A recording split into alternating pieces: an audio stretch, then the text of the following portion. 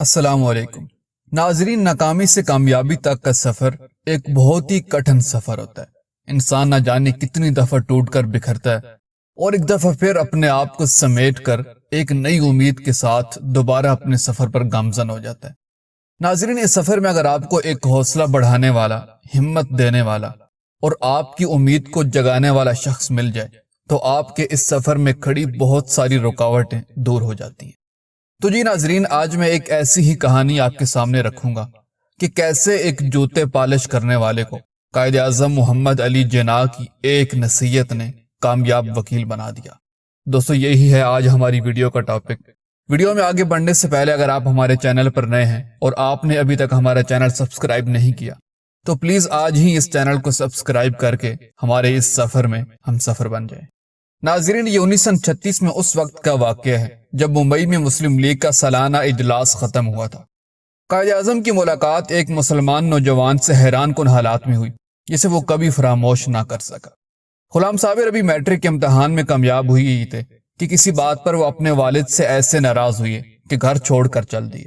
تعلیم حاصل کرنے کا شوق تھا، لہٰذا علی گڑھ یونیورسٹی پہنچ کر فرسٹ ایئر میں داخلہ لے لیا، لیکن چند ہی دنوں بعد یہ بھیانک حقیقت سامنے آ گئی کہ تعلیم کے اخراجات کے لیے رقم کی ضرورت ہے، مگر ان کے پاس تو کھانے کے لیے پیسے نہیں تھے اور نہ ہی فیس کے لیے۔ دوستو، غلام صابر نے اپنی جیب کے کل اثاثے کا جائزہ لیا، اس رقم سے برش اور پالش کی ڈبیاں خریدیں اور جوتے چمکانے کو اپنا ذریعہ معاش بنا لیا۔ اس طرح جو آمدنی ہوتی اس سے اپنے تعلیمی اور دیگر ضروری اخراجات پورے کرنے لگے۔ یونیورسٹی کے کچھ قریبی دوستوں نے انہیں سمجھایا کہ وہ ان سے مالی مدد قبول کر لیں اور یہ دھندا چھوڑ دیں، لیکن غلام صابر نے کسی سے مدد نہیں لی اور جوتے چمکانے کے معمولی کام سے اپنے تعلیمی اخراجات پورے کرتے رہے۔ ناظرین، غلام صابر علی گڑھ یونیورسٹی میں سر سید ایسٹ ہاسٹل کے ایک کمرے میں رہتے تھے۔ اس کمرے میں ان کے ساتھ غلام نبی پٹھان، سابق صدر ایوب خان کے رشتہ دار محمد یعقوب اور رحمت اللہ بھی رہتے تھے۔ یہ تینوں غلام صابر کو بہت سمجھاتے کہ وہ اس کے تعلیمی اخراجات پورے کرنے کے لیے تیار ہیں، مگر انہوں نے اپنے دوستوں کی مالی مدد قبول کرنے سے انکار کر دیا اور اپنی محنت کی روزی سے گزر بسر کرتے رہے۔ ایک دفعہ چھٹیوں کے دوران غلام صابر گھومتے پھرتے ممبئی چلے گئے۔ یہاں بھی گزر بسر کے لیے وہ لوگوں کے جوتے چمکاتے رہے۔ ایک دن کام کی تلاش میں ممبئی کے تاج محل ہوٹل پہنچ گئے۔ وہاں لاؤنج میں قائد اعظم تشریف فرما تھے۔ غلام صابر ان کے قریب گئے اور کہا، جناب، آپ اپنے جوتے چمکانا چاہتے ہیں؟ قائد اعظم نے غلام صابر کو غور سے دیکھا۔ تعلیم یافتہ اور اچھے گھرانے کا فرد ہونے کی حیثیت سے وہ عام بوٹ پالش کرنے والوں سے دیکھنے میں بالکل مختلف تھے۔ قائد اعظم نے پوچھا، آپ کون ہیں؟ جناب، میں علی گڑھ یونیورسٹی میں فرسٹ ایئر کا طالب علم ہوں۔ بوٹ پالش کیوں کرتے ہو؟ قائد اعظم نے پوچھا۔ غلام صابر نے جواب دیا، جناب، اپنے اخراجات پورے کرنے کے لیے مجھے یہی دھندا موزوں نظر آیا تھا۔ قائد اعظم کو محسوس ہوا کہ اگرچہ یہ خوددار نوجوان لوگوں کے جوتے چمکا کر اپنے تعلیمی اخراجات پورے کر رہا ہے، لیکن دل سے اسے یہ کام پسند نہیں اور وہ اس محنت کی عظمت کا شعور نہیں رکھتا۔ انہوں نے پوچھا، کیا تم بوٹ پالش کرنا اچھا نہیں سمجھتے؟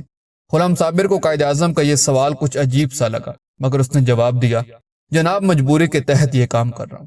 سنو، قائد اعظم نے اپنے مخصوص انداز سے نوجوان کو مخاطب کیا، محنت میں شرم محسوس نہیں کرنی چاہیے۔ یاد رکھو، غریب ہونا کوئی جرم نہیں ہے۔ میں خود غریب آدمی کا بیٹا ہوں۔ تم بہادر اور خوددار نوجوان ہو، تمہیں اپنی محنت پر فخر کرنا چاہیے۔ اپنا حوصلہ بلند رکھو اور تعلیم کی طرف بھرپور توجہ دو۔ پھر غلام صابر سے بڑی دیر تک گفتگو کرتے رہے۔ انہوں نے دوران گفتگو پوچھا، تم کیا بننا چاہتے ہو؟ جناب، میں ڈاکٹر بنوں گا، غلام صابر نے جواب دیا۔ نہیں، ڈاکٹر نہیں، قائد نے کہا تمہیں وکیل بننا چاہیے۔ کیوں جناب، وکیل کیوں؟ غلام صابر نے پوچھا۔ اس لیے کہ تم جیسے باہمت نوجوان کو قوم کی خدمت کرنی چاہیے۔ ڈاکٹروں کے پاس اتنا وقت نہیں ہوتا کہ وہ قوم کی خدمت کر سکیں۔ وکیل قومی خدمت کے لیے وقت نکال سکتا ہے۔ میں تمہیں مشورہ دوں گا کہ تم وکالت کا امتحان دے کر وکیل بنو اور اس کے ساتھ ہی قوم کی خدمت کے لیے وقت نکالو۔ غلام صابر نے قائد اعظم کی نصیحت پلے سے باندھ لی اور اپنے قائد کی حوصلہ افزائی وہ کبھی نہ بھولے۔ دوستو، انسانی رشتوں میں بعض رشتے خونی نہ ہونے کے باوجود اتنے سچے اور گہرے ہوتے ہیں کہ انسان ان رشتوں پر اپنا سب کچھ قربان کر دیتا ہے۔ غلام صابر علی گڑھ چلے گئے۔ انہوں نے تعلیم کا سلسلہ جاری رکھا اور جوتے چمکانے کے ذریعے اپنے تعلیمی اور دیگر مالی اخراجات پورے کرتے رہے۔ دوستو، وہ فورتھ ایئر کے طالب علم تھے جب ایک عجیب واقعہ ہوا۔ ایک جگہ انہوں نے دیکھا کہ ایک طالب علم قائد اعظم کی تصویر کی بھی حرمتی کر رہا ہے۔ قائد سے عقیدت کی وجہ سے ان سے یہ ناگوار منظر دیکھا نہ گیا اور وہ اس طالب علم پر پل پڑے۔ دونوں نے ایک دوسرے کا خون بہایا۔ مگر غلام صابر نے عقیدت کے جوش کی وجہ سے مد مقابل کو ادھیڑ کر رکھ دیا۔ دونوں زخمیوں کو اسپتال پہنچایا گیا۔ غلام صابر کو صحتیاب ہونے میں 2 ماہ لگ گئے۔ جب وہ یونیورسٹی پہنچے تو معلوم ہوا کہ مسلسل غیر حاضری کی وجہ سے ان کا نام کٹ چکا ہے۔ Vice chancellor A.B. حلیم نے انہیں حکم دیا کہ وہ 24 گھنٹوں کے اندر اندر ہاسٹل خالی کر دیں۔ مجبوراً غلام صابر نے ہاسٹل چھوڑا۔ جب خرچے بڑھے تو وہ بوٹ پالش چھوڑ کر گاجر کا حلوہ بنا کر ریڈی پر بیچنے لگے۔ کچھ دنوں بعد قائد اعظم علی گڑھ آئے۔ جب چند لڑکوں نے قائد اعظم کو غلام صابر کے حالات سے آگاہ کیا تو انہوں نے حکم دیا کہ اسے ہمارے پاس لایا جائے۔ علی گڑھ یونیورسٹی کے پروفیسر نیاز انہیں ڈھونڈ لائے۔ جب غلام صابر قائد اعظم کے پاس پہنچے تو دیکھتی ہی قائد نے انہیں پہچان لیا، لیکن وہ خاموش رہے۔ قائد اعظم ایک شفیق باپ کا دل رکھتے تھے، لیکن وہ اصولوں پر سمجھوتا کرنے کے قائل نہ تھے۔ انہوں نے غلام صابر کی طرف دیکھا اور اپنے مخصوص انداز میں ناراضگی کا اظہار کرتے ہوئے کہا، تمہیں ایک معمولی بات کے لیے کسی مسلمان کا خون بہانے اور اسے اسپتال تک پہنچانے کی ضرورت نہیں تھی۔ اس نے میری تصویر کی بھی حرمتی کی تو کیا ہوا؟ میری تصویر تو روزانہ مختلف اخبارات میں شائع ہوتی ہے، جانے کون کون کس طرح اس کی بھی حرمتی کرتا ہوگا۔ قائد اعظم ایک لمحے کو رکے تو غلام صابر جوشیلے انداز میں بولے، جناب جو میرے سامنے آپ کی توہین کرے گا میں اسے کبھی اور کہیں بھی معاف نہیں کروں گا۔ قائد اعظم مسکرائے اور بولے، بیٹے تم میرے ساتھ ممبئی چلو، میں خود تمہیں پڑھاؤں گا۔ قائد اعظم کے سچے شہدائی کی آنکھیں عقیدت سے بھیگ گئیں۔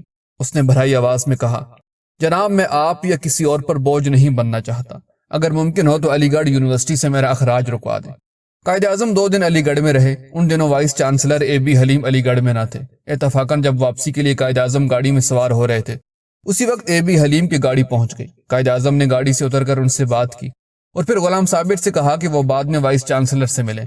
غلام صابر نے قائد اعظم کی ہدایت پر وائس چانسلر سے ملاقات کی، مگر اس وقت تک معاملہ اس قدر الجھ چکا تھا کہ وہ سمجھ گئے کہ ان کا یونیورسٹی میں داخلہ ناممکن ہے، لہٰذا وہ علی گڑھ سے کراچی چلے گئے۔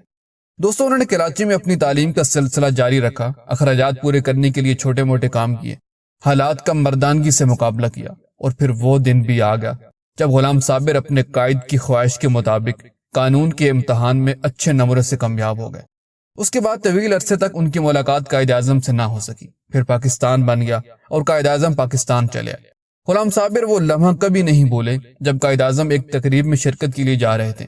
جب وہ اپنے قائد کے قریب پہنچ گیا تو سیکورٹی کے ایک اہلکار نے انہیں روک دیا، لیکن قائد اعظم کی نظر غلام صابر پر رک گئی۔ کئی سال گزر گئے تھے لیکن قائد اعظم اپنے اس سچے شہدائی کو نہ بھولے تھے۔ وہ سیکورٹی اہلکار سے بولے، اسے میرے پاس آنے دو۔ جب غلام صابر ان کے قریب پہنچے تو قائد اعظم نے پہلا سوال پوچھا، کیا آپ نے لا کر لی ہے؟ یہ سنتے ہی غلام صابر کی آنکھیں بھیگ گئیں۔ وہ فخر سے بولے، جناب میں قانون کے امتحان میں کامیاب ہو چکا ہوں اور آج میں ایک کامیاب وکیل ہوں۔ انہوں نے دیکھا کہ یہ سن کر ان کے عظیم رہنما کا چہرہ خوشی سے کھل اٹھا۔ اس واقعے کے کچھ عرصے بعد وہ گورنر جنرل ہاؤس گئے اور اپنے قائد سے ملے۔ ملاقات کے بعد غلام صابر نے اس خواہش کا اظہار کیا کہ وہ اپنے قائد کی دعوت کرنا چاہتے ہیں۔ مجھے آپ کے ہاں کب آنا ہوگا؟ قائد اعظم نے دریافت کیا۔ جناب آپ قوم کا سرمایہ افتخار ہیں، مجھے اجازت دیں کہ میں خود آپ کو کھانا پہنچا دوں۔ قائد اعظم یہ سن کر ہلکا سا مسکرائے، پھر کچھ توقف کے بعد بولے، اچھا تم کھانا پہنچا سکتے ہو۔ غلام صابر بہت دنوں تک ان کے لیے کھانا لاتے رہے۔ پھر ایک دن محترمہ فاطمہ جناح نے انہیں کہا، قائد اعظم آپ سے بے حد خوش ہیں، اب آپ روزانہ کھانا پہنچانے کی زحمت نہ کیجیے۔ قائد اعظم اس بات کو اچھا نہیں سمجھتے کہ آپ روزانہ تکلیف اٹھائیں۔ دوستو غلام صابر کو قائد اعظم کے ساتھ گزرا ہوا ہر لمحہ یاد رہا۔ وہ اپنے قائد کی ایک ایک نصیحت اور ایک ایک پیغام یاد رکھتے تھے۔ غلام صابر کو قائد اعظم کیوں نہ یاد رہتے کہ یہ وہی قائد تھے جنہوں نے بھری دنیا میں انہیں اس وقت سہارا دیا جب ان کا کوئی پرسان حال نہیں تھا۔ میں امید کرتا ہوں کہ آپ کو ہماری یہ ویڈیو پسند آئی ہوگی۔